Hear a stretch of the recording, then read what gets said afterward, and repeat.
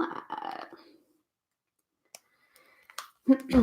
Hey guys, gonna talk about DBQ tonight.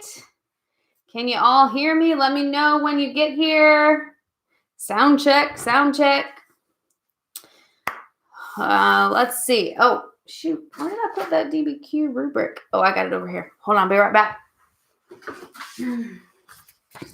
Hey, drop in the comments and let me know when you get here. Happy Friday. Decided to do this tonight instead of Sunday because the Super Bowl is Sunday, so I don't think anybody will be listening.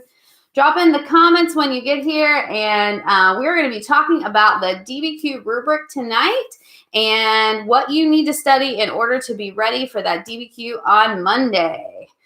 All right, so we're going to get started here in just a second. Hopefully some more people will drop in. Just let me know when you're here, and if you have any questions as we're going along, then I will answer them as we are going along. So the first thing that you need to know in your DBQ or for your DBQ is that you can't really study for a DBQ because remember, DBQs are based on documents, right? So you can't study the documents because you don't know what the documents are going to be, but you can study the topics that are possibilities for what might be in your DBQ. So that's what we're going to talk about tonight, as well as the rubric. And as always, if you haven't subscribed yet, make sure you do that. Hit that notification button so that you don't miss a thing. All right, so we're going to get going here, and hopefully some more will join us and ask some questions because it's fun to do the feedback thing. So if you have any questions as we're going along, please make sure and drop them in the comments. Let me know. So the first thing that you can study is context. Remember, context is what's going on in the rest of the world that is causing whatever your topic is. Now, you know that this DBQ is going to possibly cover revolutions because we've talked about all the revolutions. It could possibly cover Industrial Revolution as well. Those are the big topics that we've talked about. So when you have a DBQ coming up, think about, okay, what have we been talking about in class that are big picture topics? And then what's the context of those big picture topics? So for example, we have revolutions. What revolutions do we have? Well, we have the American, we have the French, we have Latin revolutions, and we also have the Haitian Revolution. Any of those are fair game for this DBQ. So I would suggest figure out what your context is for revolutions. Anybody know? I got one listener right now, which is awesome. If you know the context, drop it in the comments. Let me know, okay? I mean, it is Friday night. I guess I shouldn't have expected so much, right? But I want to help you with this DBQ. So first thing that you could talk about in the context is enlightenment. Enlightenment is definitely context of the revolutions. For all the revolutions, you can talk about how it affects the American, the French, Latin, as well as Haitian. All right. So if your DBQ is about revolutions, this is what you want to write about in the context. What could you write about? Well, you could give examples like John Locke and how his ideas about freedom and government definitely carries over into the American Revolution, and then tie that in with the Declaration of Independence. Remember, whatever you're talking about in context, you can't double dip. So if you talk about John Locke and you talk about the Declaration of Independence and that connection in context, you can't use it again later and expect that to be one of your arguments, all right? Now, also for context and enlightenment, if you're talking about the French Revolution, you could talk about how the Enlightenment as well as the American Revolution would be context for the French Revolution. And then let's say you're talking about the Haitian Revolution, American, French, and Enlightenment could all be context, okay?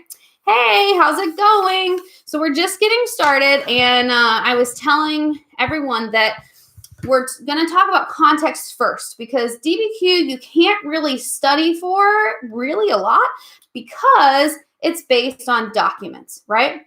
So you can study for the context, though. And we know that some of the big ticket items we've talked about are all the revolutions and the Industrial Revolution. Context for revolutions, right here. Talk about the Enlightenment. Now, what things could you put in there? Well, like I said before, you could talk about John Locke. You could talk about Rousseau, any of the Enlightenment thinkers, and how they influenced the revolutions by what they said. In context, you want to have about 2 to 3 things that are going on throughout the world that could potentially cause or kind of be like the first chapter or lead up to any of your topics that you're doing, okay? Now, we also talked about Industrial Revolution, so your DBQ could cover that as well. So what's the context of Industrial Revolution? Anybody want to throw in the comments? What leads to Industrial Revolution? Think back in time a little bit. What did we talk about before the Industrial Revolution? What kind of spurs it on? You got it. Columbian Exchange, right? So for Industrial Revolution, if that's the topic of your DBQ, you could talk about the Columbian Exchange. Well, how does that tie in? Well, you can talk about how, because of the Columbian Exchange and all of the raw materials coming from the New World to the Old World, now the Old World has a ton of new things that they can manufacture. Therefore, they need factories in which to manufacture those, right? So that's a really important part. Yes, new materials. What are some examples? Can you think of some examples that could be manufactured coming from the Old World to coming from the New World to the Old World? What did they exchange? Think about the Columbian Exchange. They're bringing over foods, right? But foods we're not going to really talk about as far as manufacturing. We need to think about raw materials. Cotton, tobacco, sugar. That's food, but they did manufacture that. Cotton is a big one, though, okay? Because clothing becomes a very demanded item. Yes, we'll talk about silver, too. Very good. So clothing is a very demanded item at the time. Where are they getting most of their cotton from before the Columbian Exchange? India, right? But then Great Britain and the rest of Europe is like, hey, we'd kind of like to manufacture our own. And then they start getting cotton from the New World. All right. So that's what you can explain in your context. You would write it something like, the Columbian Exchange is the context for the Industrial Revolution because it starts the whole trading process of raw materials coming from the New World going to the Old World. The Old World has to be able to manufacture it. Then you could talk about the Enclosure Movement as well.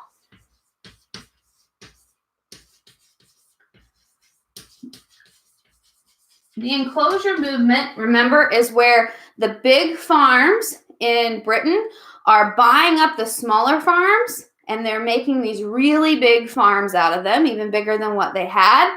And the small farms, the ones that are being bought out, they need jobs now. So they move to the city and urbanize because of the Enclosure Movement. Now we have a supply of workers. Now, as you said, Wanye, the silver is important too, because the silver gives them capital in which to be able to make factories. Now, remember, the Spanish and the Chinese are the ones that are mostly making the money off of the silver, but the British do make money off of trading with the New World as well. As a matter of fact, this is one of the problems that leads to the American Revolution, because the British are getting the raw materials, sending it back as manufactured goods, and the colonists are like, we shouldn't really have to pay extra taxes for those manufactured goods because those raw materials came from us. But the British thought that they should have to pay. And so that was that could be context for revolutions if you were writing that. But this would be context for Industrial Revolution. You could also throw in there as to why it starts in Britain. Remember, we talked about that it starts in Britain because of the resources that they have there. They have iron and coal. They're also getting plenty of workers from the Enclosure Movement. So they've got that going on. They've got the raw materials and they've got capital investments. Another reason it starts in Great Britain is because the government wants to push manufacturing. Remember, a lot of businessmen are involved in the politics there in Britain as well. All of that can be context. Now, you don't want to spend too much time on your context, but you do want to have a good paragraph explaining this in order to get that point. Remember, that's worth one whole point. That's a very important point, and it's easy to get if you study this information a little bit before you go into the DBQ. So on Monday, your DBQ is probably going to be over either revolutions or industrial revolution. So you can study the context for each of those so that you're ready. Remember, for context, you need 2 to 3 things that lead up to it. That's the easiest way to do it. All right? Any questions about context, just drop them in the comments and I will help you out with that. The next thing we're going to talk about is thesis. Your thesis is worth 1 point as well.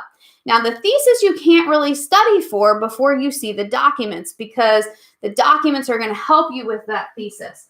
So the first thing I want you to do when you get your DBQ is look at the question. What is the prompt asking you? That's what you need to figure out. Now, there are 3 different historical skills that the College Board is going to ask you about. And this is what we stick with in class so that you can practice. The first thing is causation, which is cause and effect. The second one is compare. And that one is similarities and differences. And the third one is CCOT, or change over time. All right. So any of these are fair game on any of your DBQs that you're going to get in class. What I would suggest doing is just kind of briefly know what are some causes and effects of revolutions. What are causes and effects of the Industrial Revolution? Now, you don't have to know them super by heart because you're also going to have the documents to help you. However, if you know some of that information going in, you can identify it in the documents easier. All right. Then I would find some comparisons between revolutions. Revolutions are super easy to compare, right? Because there's a lot of similarities and differences between all the revolutions. So what are some general comparisons that you can make?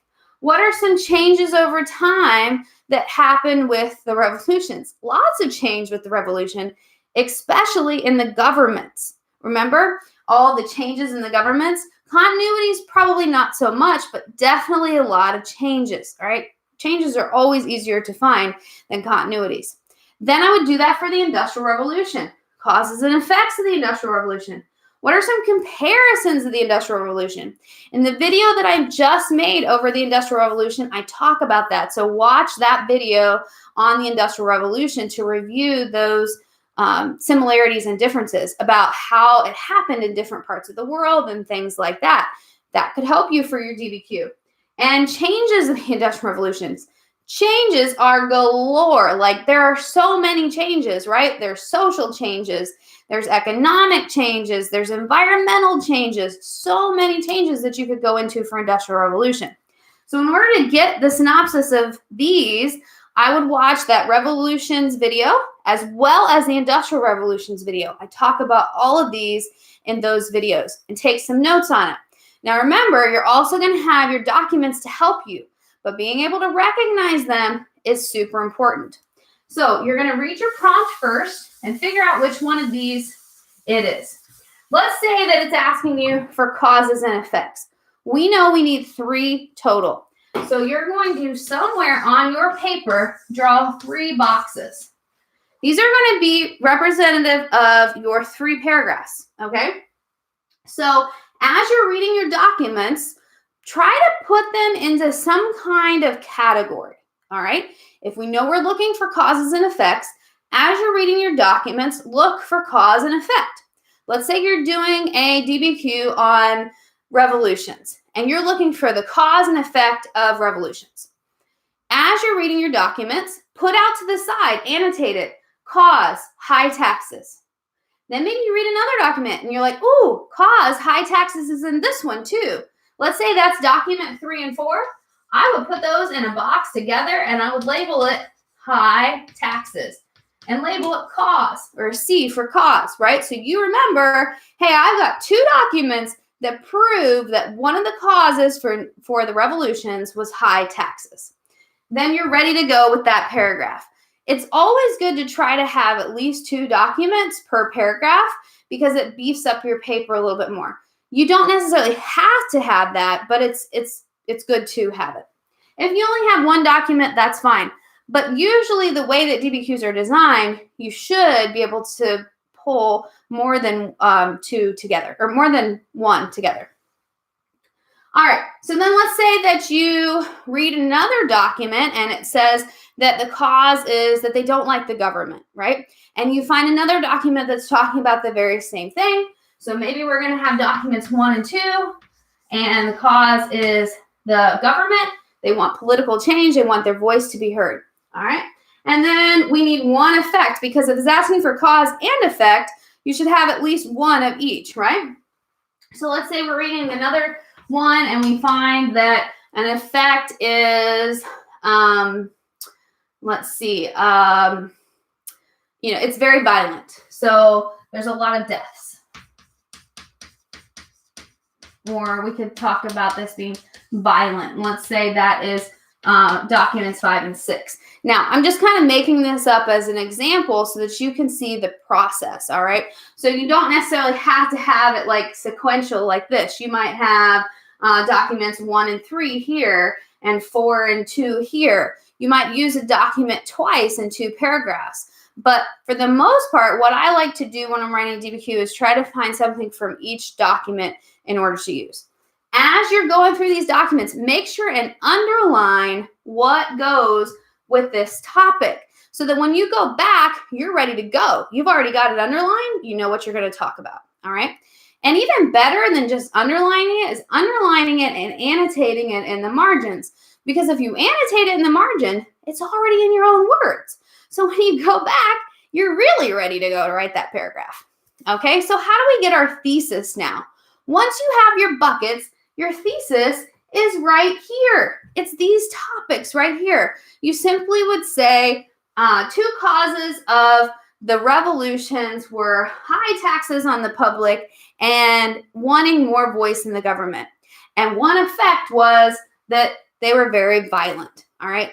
Let's say that you are comparing Haitian and French Revolution because those 2 were very violent. You could also throw American, well, you could probably throw all of them in there. But what you would do is stick with whatever's in that document, okay? So there's your thesis. There's another point for your DBQ. Now you are up to 2 points. The next part is the meat of your paper.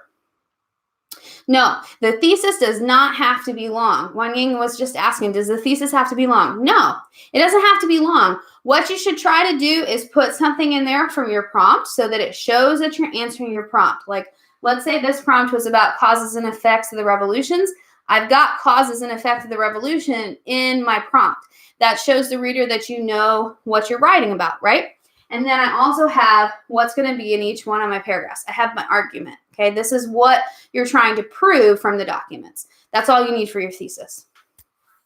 Okay. Then we have the next part. You're so welcome. Absolutely. We have the next part. This part right here. This is the meat of your DBQ. And this is probably the most difficult part to get, all right? We need to describe at least 3 documents. We need to support at least 6 documents. And we need to explain 3 documents. Now, I tell my students, try to describe, support, and explain every document that you do. You may not have time for that. But if you get really fast at this part, then you will have time for it and you'll have extras in there just in case you get something wrong. So describe. Describe's easy. That's just the main idea of the document. What's the document talking about? All right. So in our made up DBQ that we have here, let's say in this document, it's talking about the Stamp Act and how the Stamp Act is unfair because it's this unneeded tax and colonists don't understand why they're paying for it, right? So that would be my description. I would talk about how document 3 explains that the Stamp Act is this unneeded act that is placing tax on documents and things that the colonists don't think is fair. All right. So I'm just basically rewording the main idea of that document, telling what it's talking about. You're not quoting the document. You're never quoting on a DBQ, okay? Keep that in mind. You won't get points for quoting. So this part, this describes part, you have to do at least 3 times. I would do it more because just in case you misinterpret a document, that happens all the time. Maybe you're reading it too quickly or something, and you're not exactly sure what it means or what the main idea is. I would definitely do some extras, okay? So that's the describes part. Then the supports part is what you're going to pull from the document to prove that high taxes were a cause for the revolution, okay? So what are you going to pull from that document? Well, maybe there's a part that talks about how the colonists just want to, they want the taxes to be fair, and they just don't think that they're fair. Maybe that's what the document is arguing, okay? Sorry, I should have had some actual documents to give you an example, but I didn't think about that. It's been a very long week, and so I didn't think about it. Anyway, let's go on, okay? So let's pull that part. So whatever you underline from that document, all right, let's say you underline something that proves this, that's what you're going to reword to support it. So you'll say something like, this document proves that high taxes were a cause because of blank, blank, and blank. You're not quoting, you're pulling something from the document to prove that, all right?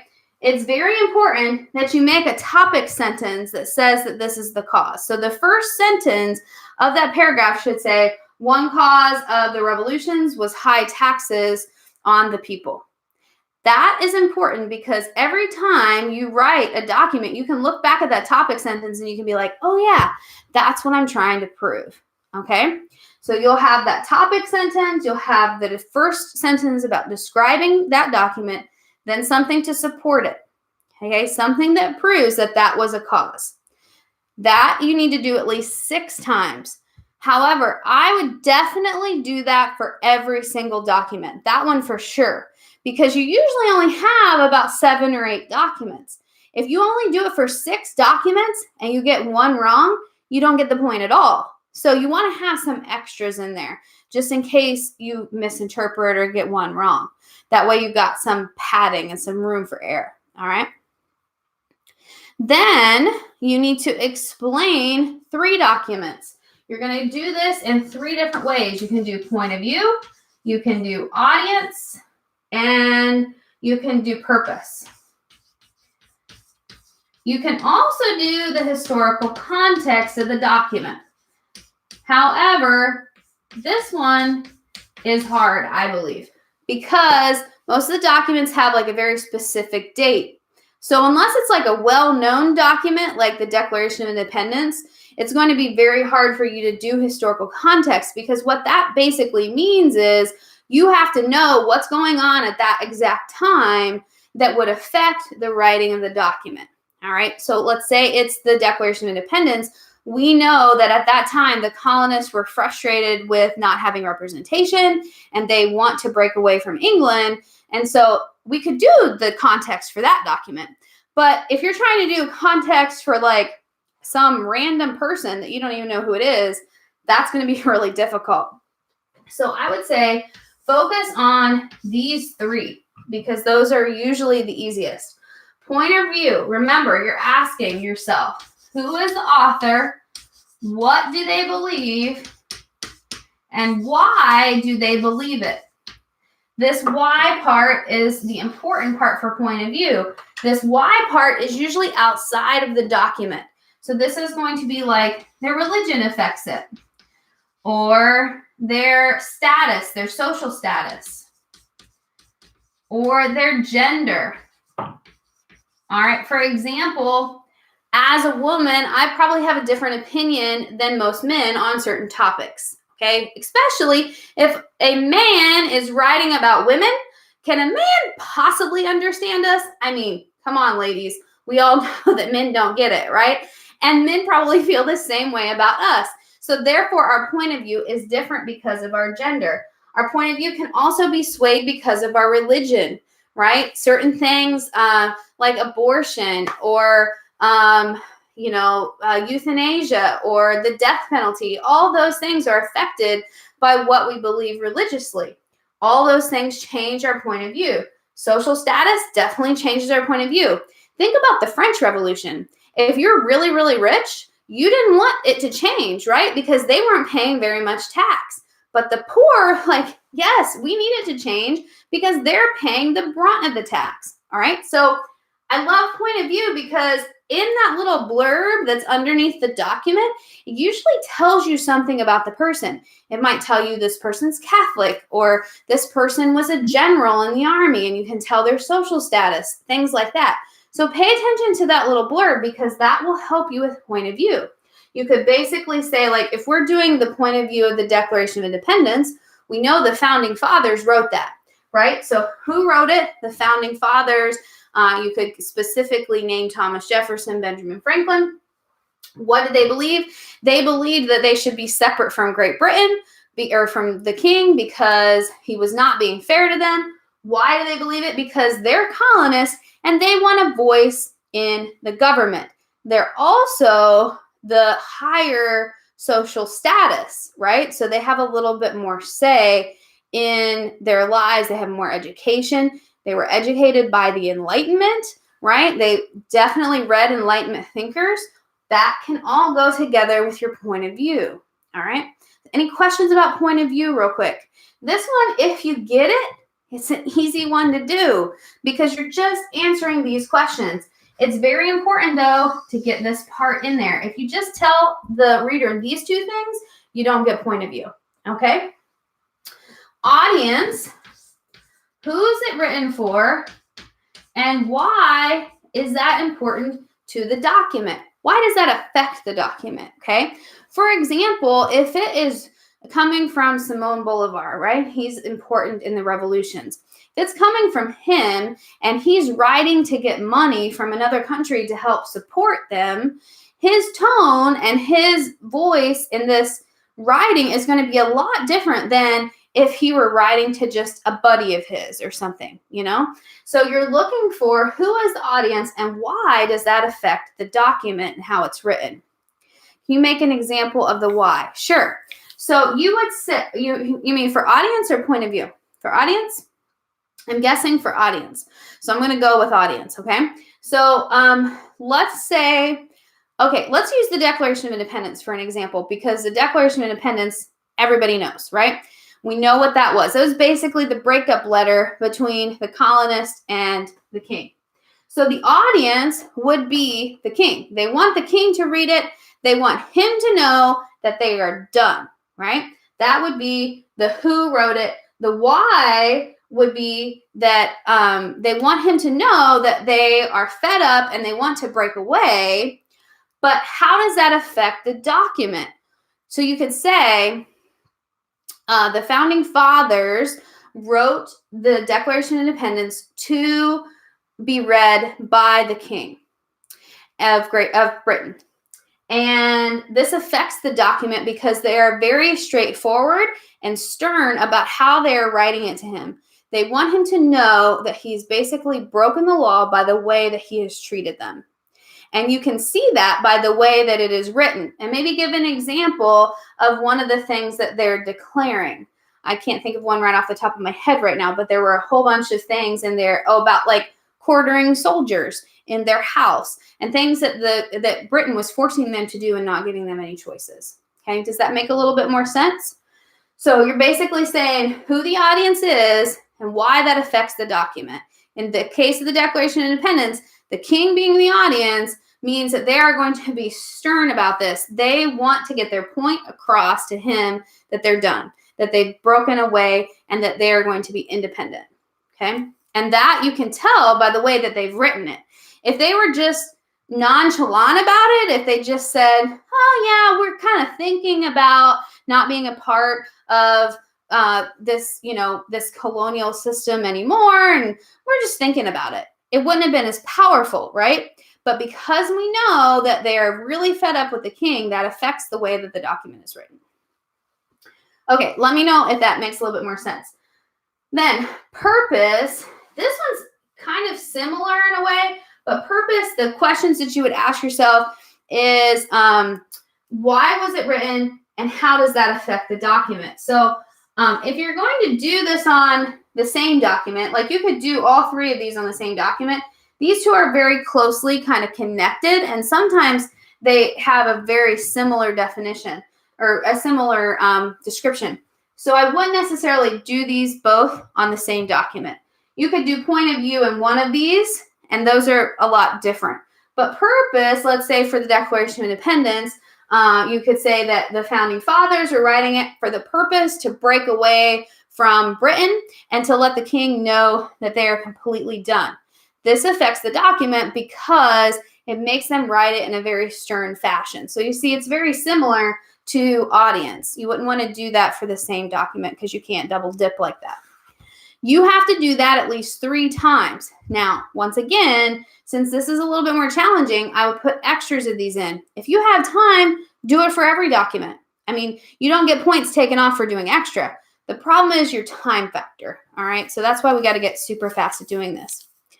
That is the middle 3 paragraphs. So you're going to have 1 paragraph for this. Whoop, just lost my chop. 1 paragraph for this, 1 paragraph for this, 1 paragraph for this. And inside each one of those paragraphs, you'll have a topic sentence. You'll have the describe, support, and evidence for each one of these documents if you have time, okay?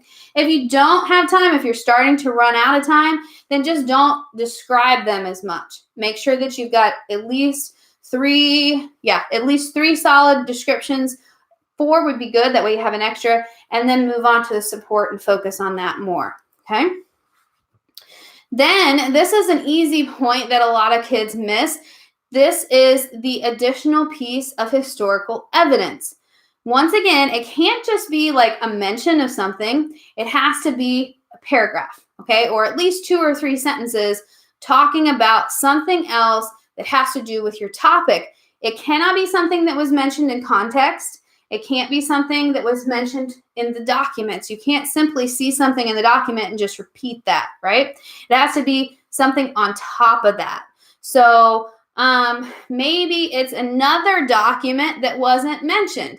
Like maybe it's all the Revolution documents and Declaration of the Rights of the Citizen of Man and the Citizen from the French Revolution are not in there. So maybe you talk about that as your historical extra piece of evidence. That would be acceptable. As long as it's not in any of the documents and it's not used in your context, that counts as historical evidence. You have to tie it in with something, though. So let's say that this is the one that has the Declaration of Independence in it. You could tie it in with that, and you could say that the French were influenced by the Declaration of Independence, and as part of that influence, they wrote the Declaration of the Citizen of, I think it's Declaration of the Man and the Citizen. And within that document, they talk about the same general concepts that the Americans talked about in the Declaration of Independence, such as freedom and liberty and rights. Okay, so you're tying that in with something that you're already talking about in your DBQ. That is a super easy point to get because it's only 2 to 3 sentences. If you are running out of time and you have not finished the actual meat part of your essay, make sure you throw in that historical piece of evidence because that's a whole point for 2 to 3 sentences. So if you only have like 5 minutes left, throw those 3 sentences in there and hopefully you'll get that point. All right. Okay, and then for the complexity point, 2 to 3 sentences, yeah, so it can be a short paragraph. Now, when you can also put it within your essay. So it can be within one of these paragraphs, but you could word it like this. You could say an additional piece of historical evidence that supports this or supports the fact that high taxes were a cause is blank.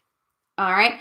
Make sure that you're using as much of the wording from the rubric so that when the person is reading it, they're like, oh, they're talking about an extra historical piece of evidence. And it clicks in their brain and they don't miss it.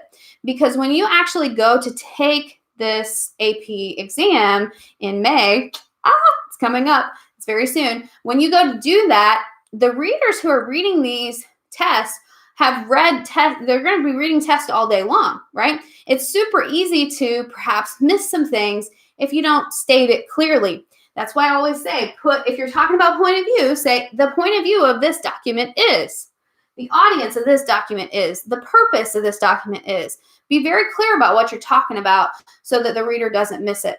Now, you could still get it wrong because maybe you won't have the exact right information, but at least the person who is reading it will say, oh, that's what they were going for. That's what they were trying to do. Be very obvious about it, all right?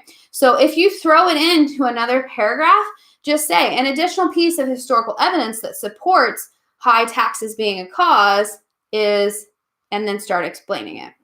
Does that make sense? Yeah, you got it, girl. All right, good.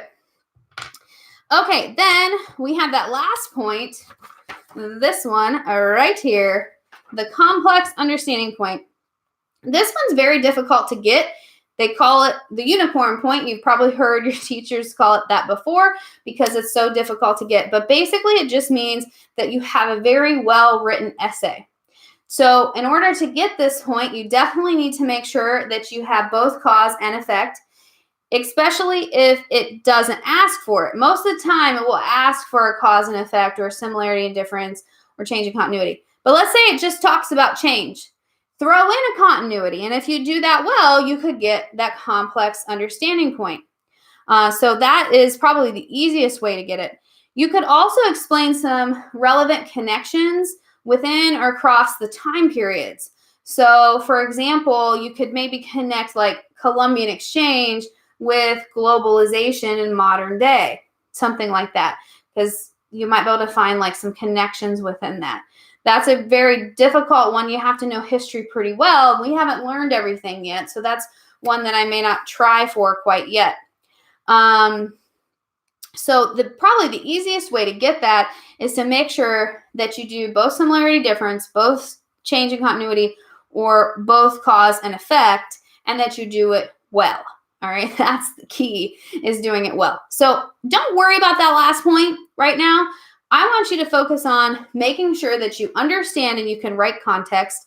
Make sure you got that thesis and make sure you've got the historical evidence, because that's 3 points already.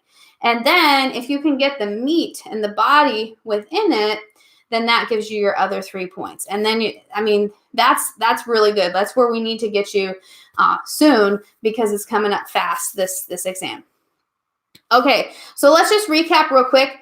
If we're talking about context of revolutions, you can definitely talk about the Enlightenment. That is a big part of the context. Now, if you're talking about like the French Revolution specifically in your DBQ, you could throw in Enlightenment and American Revolution, right? Because both of those lead up to the French Revolution or kind of influence it. If you're talking about Haitian Revolution, you can talk about Enlightenment, American Revolution, and French, okay? So just keep that in mind as you're doing context. Watch that Enlightenment Revolutions video that I posted, I think it was 2 weeks ago, and that goes over a lot of those connections, okay? It also talks about similarities and differences. I'm pretty sure I talked about change in that video as well. So that will help prepare you for the ideas that you might see in those documents if the DBQ is about revolutions. If the DBQ is about Industrial Revolution, then your context would be more based around the Columbian exchange and maritime trade empires building. They have these huge empires they're getting all these raw materials. What are they going to do with the raw materials? Obviously, the New World doesn't have factories yet. They have not industrialized yet. So they're sending all of their raw materials over to the Old World, and the Old World has to industrialize in order to be able to manufacture those things, right? That's all context. You can talk about the Enclosure Movement, and you can talk about the fact that England had a massive amount of iron, and that spurs on the Industrial Revolution, okay? Now, if we're talking about Industrial Revolution and you want to know about causes and effects, and you want to talk about similarities and differences and changes, all that's on the Industrial Revolution video that I posted, I think, this week. So make sure and give that a listen as well before you go into your DBQ on Monday, because that will help you with knowing those general ideas. And then as you're reading your documents, they might step out to you, okay? Don't forget, very important, as you're reading the documents, underline what you want to use, and start putting them in these buckets. Those buckets will help you because they will give you your thesis, basically, because you have your topics already right there. All right. So that is DBQ review in a nutshell. And I totally wish you the best of luck. I know you guys can do it. Make sure you know some information going in. Context, make sure you know both context for revolutions as well as industrial revolution, because it's highly likely that it will be one of those topics, right? Those are the big main topics that we've talked about in the last couple weeks. Does anybody have any last minute questions before we hop off of here and start our weekend? And by start our weekend, I mean lay on the couch and watch some TV. Trust me, that's what I'm going to be doing. I thought maybe I might craft a little bit, but now I'm thinking, I think I'd rather watch some TV and kind of just veg out a little bit. Maybe eat some chocolate. It's been a pretty long week. I don't know about you guys, but it's been pretty long for me. So if we don't have any last minute questions, I'm going to hop off here. Don't forget to subscribe if you've not subscribed already. Also, we have another review coming up on Thursday. I'm going to do a live that will help you prepare for the multiple choice part of the test. So have a great time studying for this. Oh, you have HCC? Oh, I'm so sorry. No break. Well, you know what, girl? It will be worth it in the long run because you're going to be ahead of everyone else by the time you graduate. So it will be worth it, I promise. And less college debt. Let me tell you, I would be rich if it weren't for student loans. So you will be thankful for that. All right, guys, I'm going to hop off of here. I will see you on Monday. If you have any more questions, come see me Monday after school. I will be in the library until, actually, I won't be in the Learning Commons on Monday. I have a doctor's appointment. So if you have any further questions, you can come see me at lunch on Monday, and I will help you out then. But good luck on this DBQ. I know you guys are going to rock it. I'll see you later. You are so welcome. No problem. I will enjoy. I'm going to go chill.